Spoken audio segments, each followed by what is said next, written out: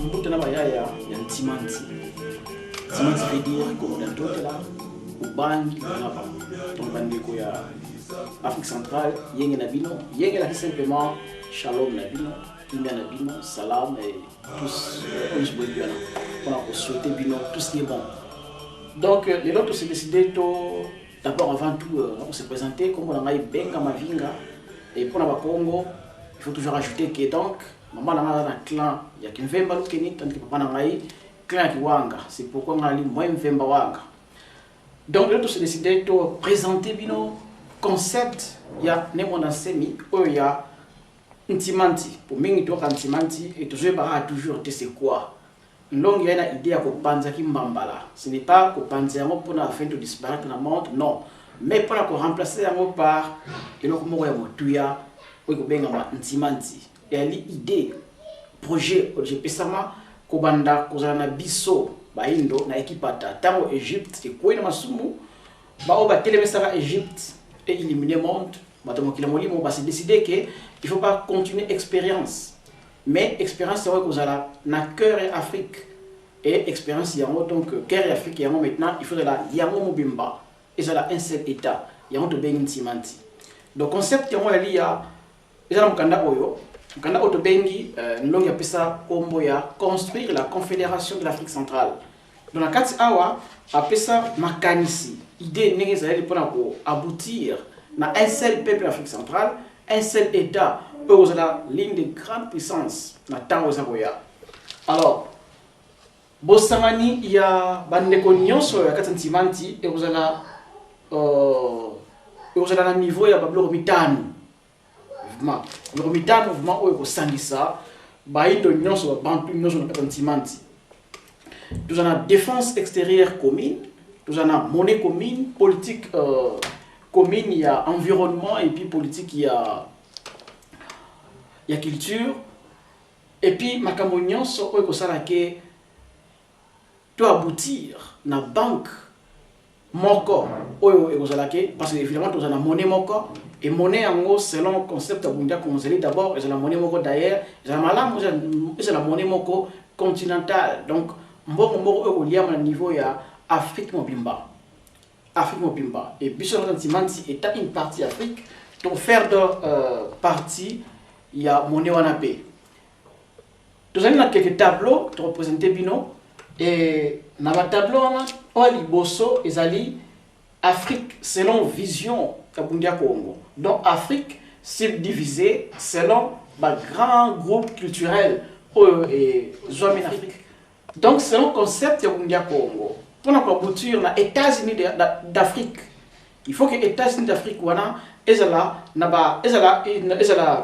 ensemble, il y a une confédération.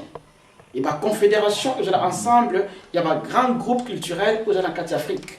Donc, d'abord, la confédération, selon vision, il y a une semi, vision Bundia donc, et vision Msoumakesanae. Donc, elle dit que nous avons au sud, na Katiopa du sud. C'est-à-dire Katiopa, c'est ça le nom. Quand nous sommes à Benguela, continent où Indo. Afrique, oui, pas Euda, comme en Afrique. Donc, nous sommes à continent à Katiopa. Donc, dans la Katiopa du sud, dans la Katiopa centrale, au Bengin Simanti, dans la Katiopa de l'est, dans la Katiopa de l'ouest, et puis Katiopa du nord. Katiopa du nord, il y a obligé à aller par Bali, dans le Maghreb. Katiopa de l'ouest, tout ce qui est là dans l'ouest de l'Afrique. Dans la Katiopa de l'est, pas Nilotique et ainsi de suite, Bali. Et Katiopa centrale, et pas Bantu Bazali. Donc, et pas Ngaina Binoto Zali. Et Katiopa, au centre, il y a un intimanti. Pourquoi? Dans le Congo, intima et l'axi motema. Nti et l'axi mboka. Donc, concept Bungia Congo, et elle était Afrique Mobimba est comme un pays, un État, donc Nsi.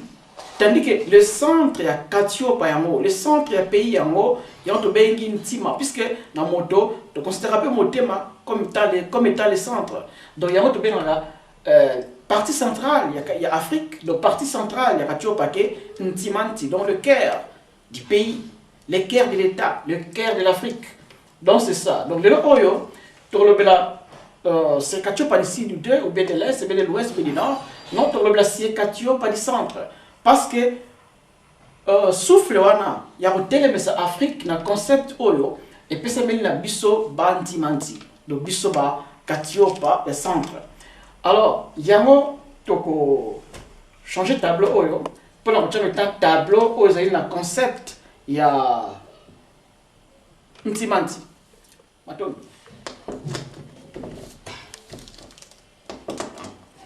donc ndai tobaki awa. Et là, concerné pour le moment, c'est les Katiopa du Kati, donc l'Afrique centrale.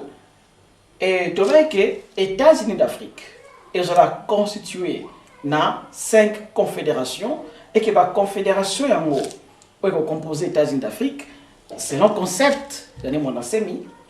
Et que vous allez, donc la confédération, et vous allez ensemble, il y a une zone culturelle où vous allez plus ou moins approche culturelle.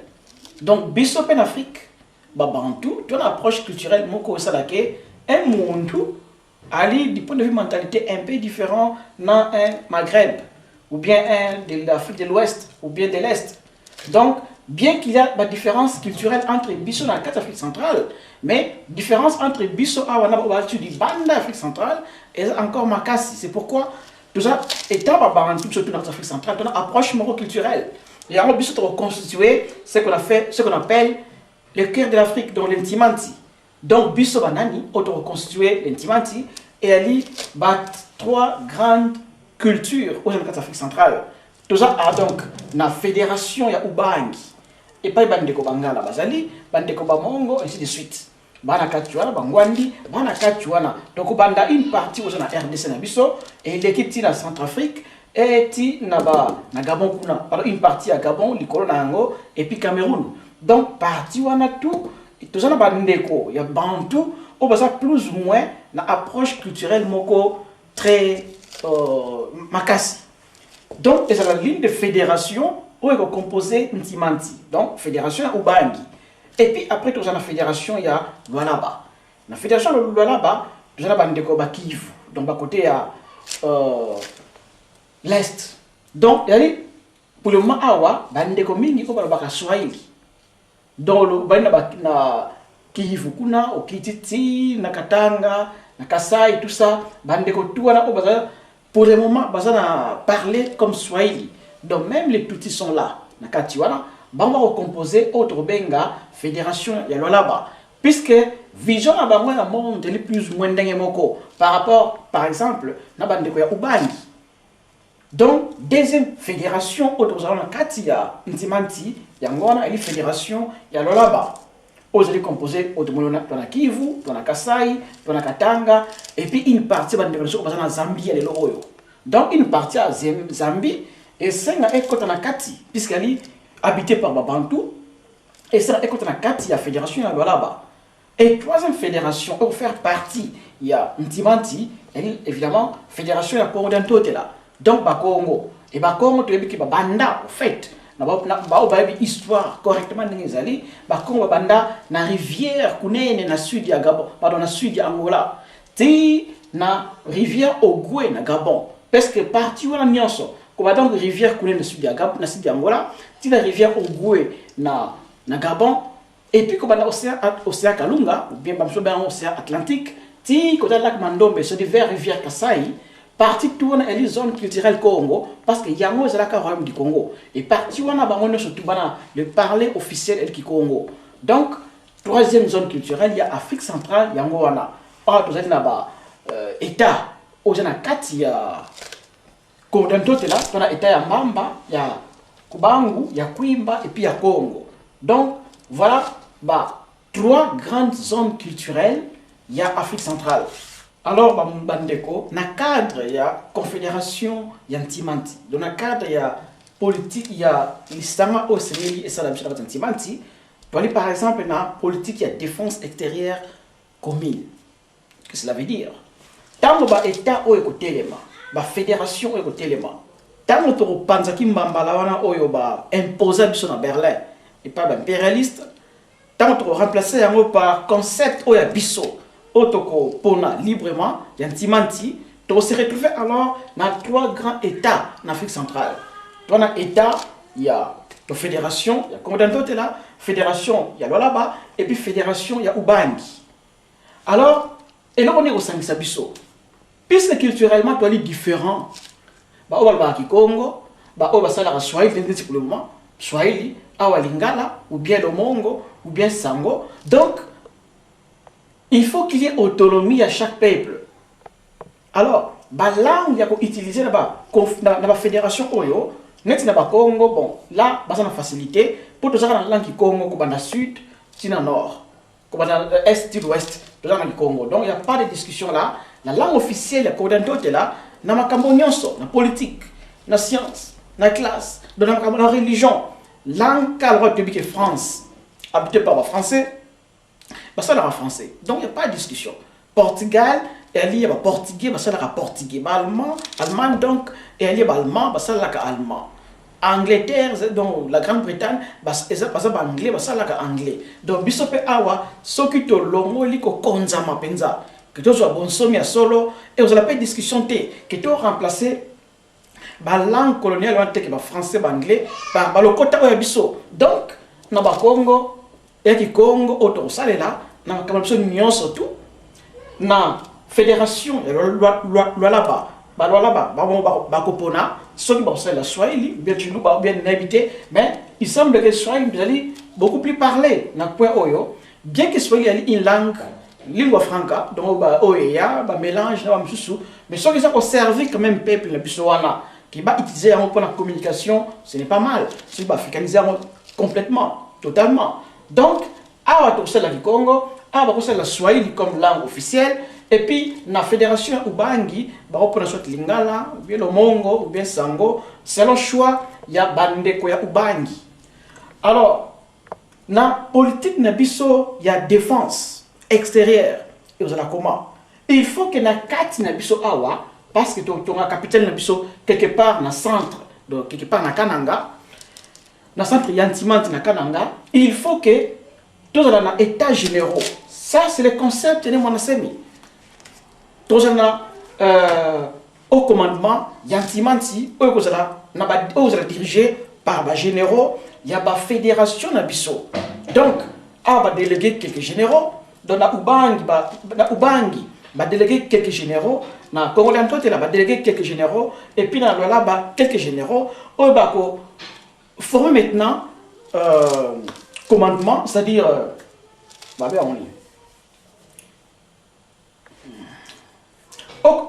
former voilà au commandement pour défendre l'intimité si jamais il y a une attaque extérieure. Et les soldats de l'antimanti, évidemment, toujours selon quota, et aussi que tango maintenant, ceux qui sont attaqués par n'importe quelle puissance du monde, selon quota, un nombre militaire, il y a Congo, un nombre militaire, et puis, Ubangi, afin que constituer une armée, il y a défense, l'antimanti. Quand les occidentaux, ils ont autant de bango. N'attendons un pays extérieur et attaquer un pays membre, il y a autant. Bango tout, il sanga, il faut défendre. Quand les gens sangela Saddam Hussein, ils sangela Afghanistan, ils sangela Kadhafi, donc, biso peut la bongo. Un pays à Liban, ils sont les États-Unis, ils sont l'Amérique, les États-Unis en Amérique, donc ils sont là. Japon, l'Allemagne, n'importe quel pays a et attaqué la fédération Oyo, on se met ensemble, tous les soldats ensemble, on se défend. De défendre la race bantou. Donc, c'est ça politique, il y a défense extérieure, combine autres gens nantimanti Oyo. Alors, concernant monnaie, on sait que nous sommes awa, tout ça mbongo moko. Nous allons attaquer awa mbongo na bango, moyen na bango ainsi de suite. Non. Et mbongo moko oyo ebana circuler na kati ya ntimanti parce qu'il y aura évidemment aussi libre circulation et bien n'a pas personne et monnaie oyo to ntimanti souhait ezali que c'est la monnaie moko continentale. Donc c'est la monnaie moko ekoliama pe na ba confédération mususu aux kati Afrique. Dans le cadre de monnaie, il faut qu'il y ait aussi une banque.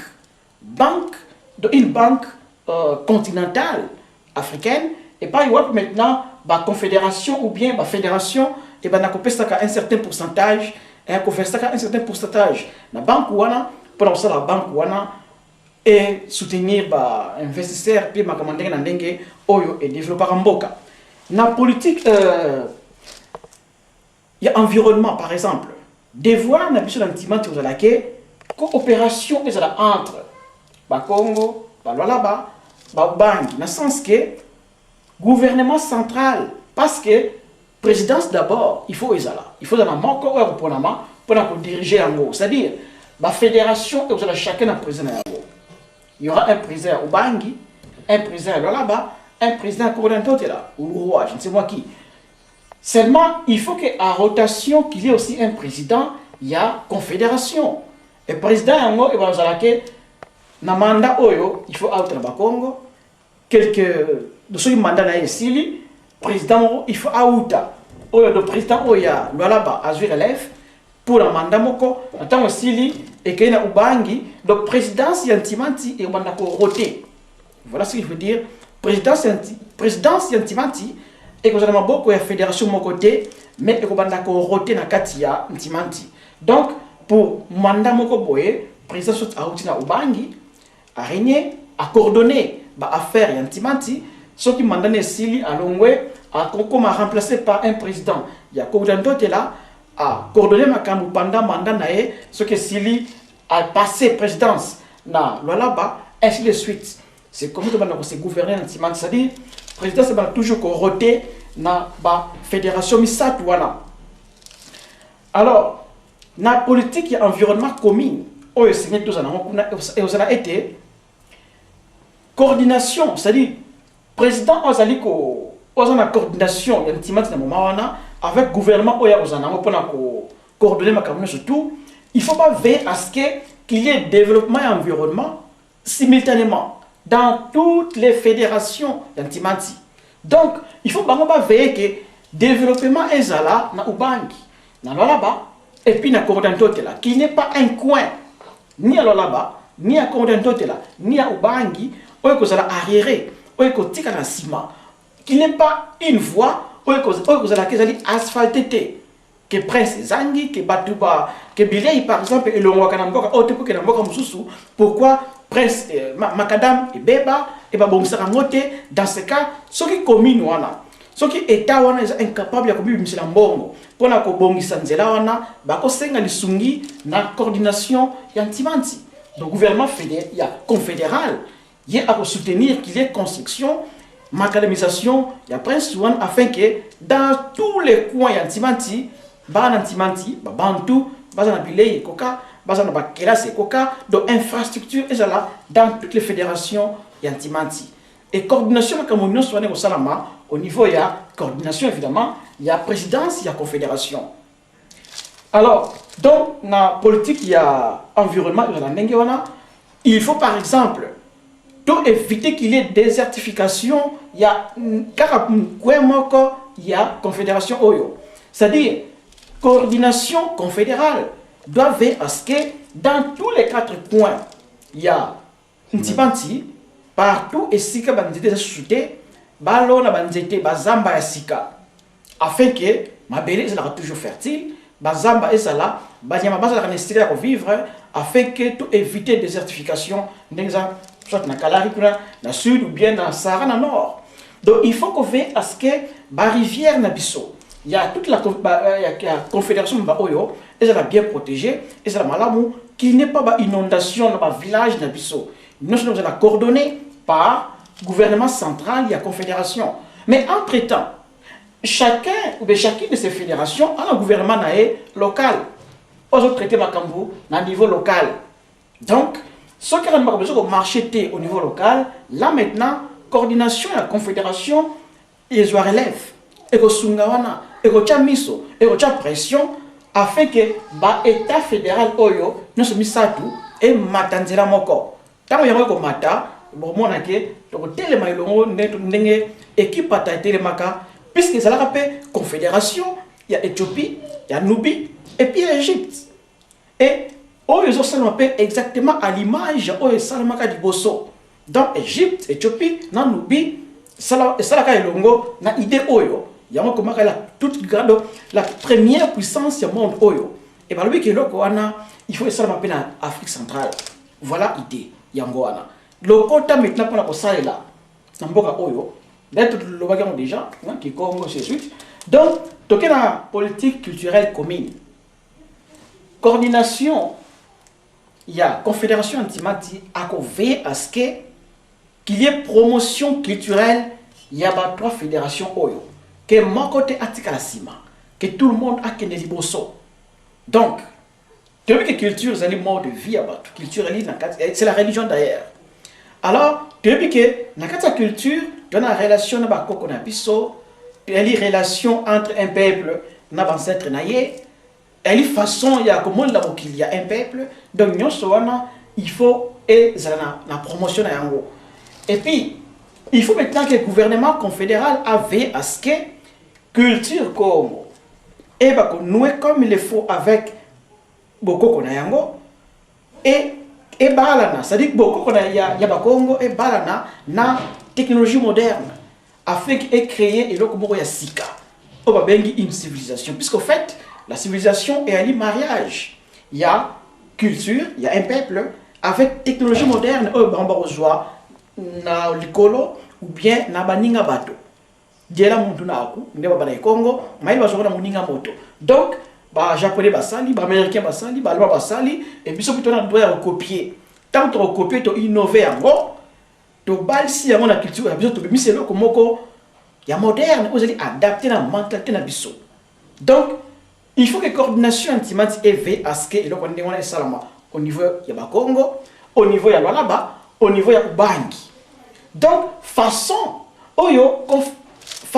fédération il y a Lualaba et que faire adapter civilisation oyo Lualaba à côté de ça et sera légèrement différente na oyo côté de Manaba Congo ou bien na Ubangi puisque en adaptant la technologie moderne na bokoko ya Ubangi et robimisa elo comment vous allez spécifiquement ya Ubangi même en adaptant la technologie moderne na bokoko penza o malonga ya Lualaba et robimisa elo comment vous allez un peu légèrement na oyo côté Manaba Congo. Mais nous sommes mis ça tout ensemble.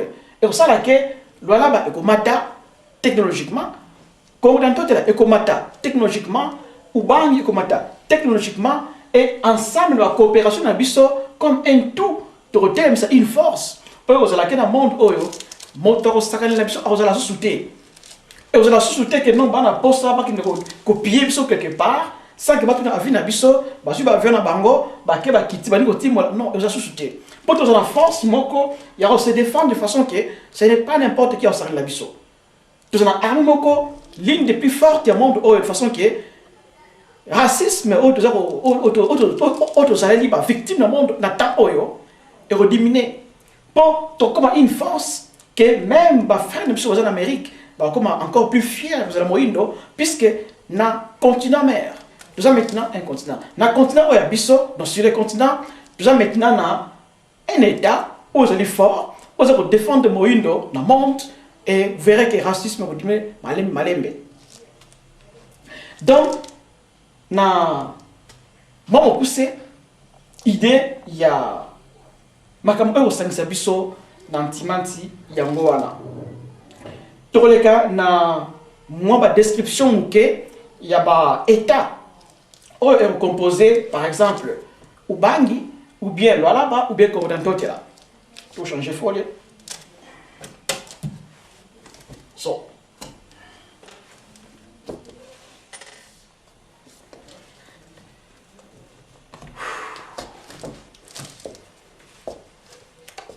So, bandeko, balingami. Ça va? So, bandeko. Netre baki awa. Image oyo, ça, moi, état oyo ko formé confédération antimanti. Parce que tout comme on a que nous avons une fédération misato et selon plan divers ou il faut que chacune des fédérations ait la subdivisée dans 4 États.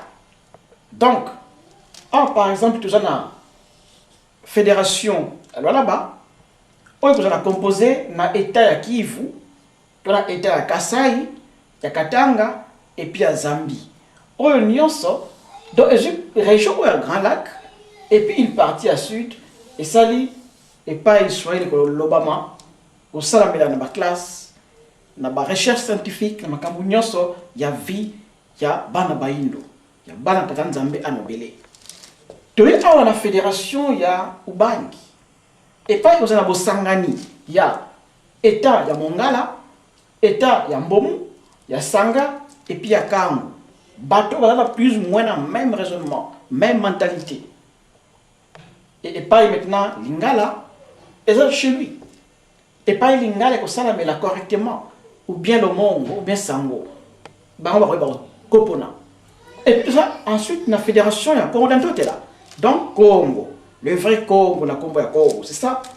On va État, il y a Congo central, donc État, il y a Congo, dans l'État, il y a Kwimba. Dans l'État, il y a Kubangu, et puis l'État, il y a Mbamba. Donc voilà, 24, pardon, voilà 12 États. Voilà donc 12 États où il faut former un timanti. Dans l'État,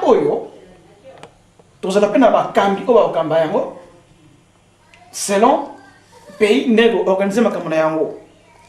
Donc voilà, idée Negezali, et elle pas seulement une proposition oyo Bunda Congo donc ne mona semi avec peste bantimanti mais ali un plan divin oyo ndenge lobi avec imposer yango na bantimanti donc avec plan discuter na batu teke et ça m'a ça la maté mais parce que pendant tout ce temps auto vivre to bongité sous la frontière coloniale wana et mokile molimo s'est décidé que plan option to bongisi oyo bongisa ba na biso yango oyo et batindi moko na bango ayako l'acception yango ayako imposer biso yango ça ne sert à rien de s'opposer à yango ba orgueil ba s'opposer à yango parce que bazo comprendre que nani wana azane mona semi mais on vous dit que on vous impose plan oyo bolinga te et ko salama ndenge bango ba bongisa yango pour pendant tout ce temps depuis notre indépendance 50 ans un peu plus to bongité et ba bi ndenge to bongela ba yepo ba imposer biso voix au Kobongisa biso. Donc, nous tous derrière, nous m'envoyons une banque aussi, nous m'en semi, Potobonga. Banani barokamba mboka ontimanti. Banani barokamba ntimanti. Ba politiciens on va cambier le haut pour l'indépendance, ba bongisi bisoté. Ba politiciens on ba ça que musala ba okende ko. Salaka ba courbette devant ba Louis Michel, na ba pia poto, ba président a poto, ba ça dignité pour okamba ba ntimanti.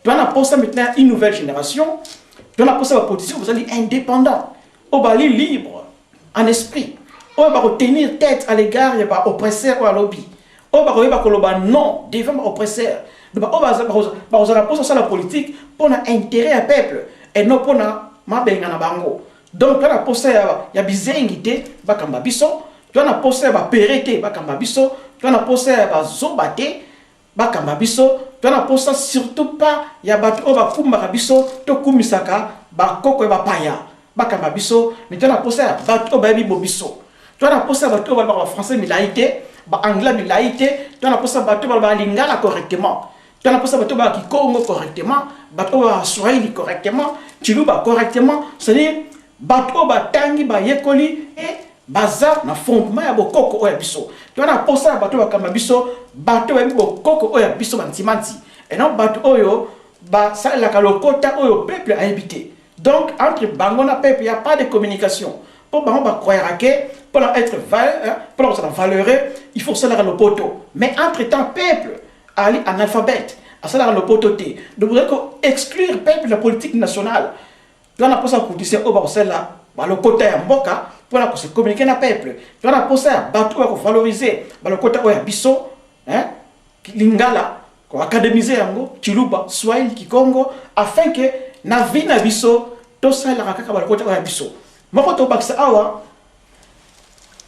na kati ya confédération antimanti et ko sema tous na parlement chaque État, donc chaque fédération, est au Parlement na yango.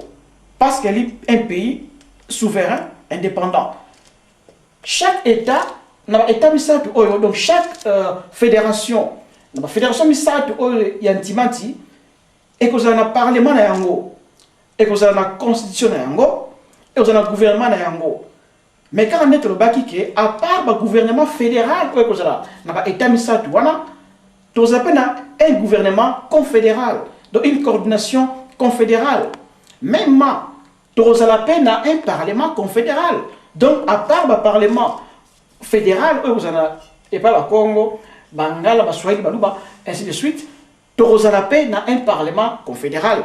Et les parlementaires, qui travaillent dans le parlement confédéral, on est obligé de quota, il y a la fédération Moussous. Dans ce cas-là, au Congo, naturellement, il faut d'abord il faut d'abord Congo. Donc, nous avons une intervention dans le Parlement confédéral du Congo. Mais il faut nous être capable de comprendre mon moto tel que Ndekobopele Obala, par exemple, dans le Parlement confédéral, pour la position, il y a Ubangi. Mais il y a une APC na le Mongo ou bien na Lingala. Donc, indépendance de le côté de Rosala. Les parlementaires, là-bas, c'est la Swahili na bango pour la opposition, pour le Maloba, dans le Parlement confédéral, les parlementaires de Congo, c'est la Congo, les parlementaires de Bangala, c'est la Lingala, ou bien le Mongo, ou bien Sango. Mais il y a ceux qui manquent na pisopé, pour la parlementaire, le Parlement confédéral, ils comprennent la langue, il y a misusu. Puisque dans la fédération, c'est la langue de biso. Mais dans le cadre du Parlement, donc, tout ça, la langue ne se met pas. Donc, nous avons dit que l'État autonome, vous avez formé dans les Timanti. Donc, moko au moins, vous retrouver Mboka Naye, au Toza Mundu, Bantu, dans les Timanti. Vous retrouver Mboka Naye, vous avez Masese, vous avez Sinda, vous avez Lusaka, vous avez pour le moment capitale à Zambie, vous avez Kasama, si vous êtes en Tanzanie, sur Mabispa, tu as Puerto, tu as Manono, tu as Dilolo, Kolwezi, tu as Bukavu, tu as Beni, tu as Isiro, Mangara Ezawana, Lisala, Aketi, tu as Basankusu, tu as Mbandaka, tu as Kaemba, tu as Kikwit, tu as Luanda, tu as Lukala, tu as Ngunza, tu as Banza Kongo, tu as Ngiva, tu as Mavinga, na koma mboka on a Mavinga, ainsi de suite. Donc voilà, donc moto tout a se retrouver dans kati wana au hasard évidemment dans kati centrale.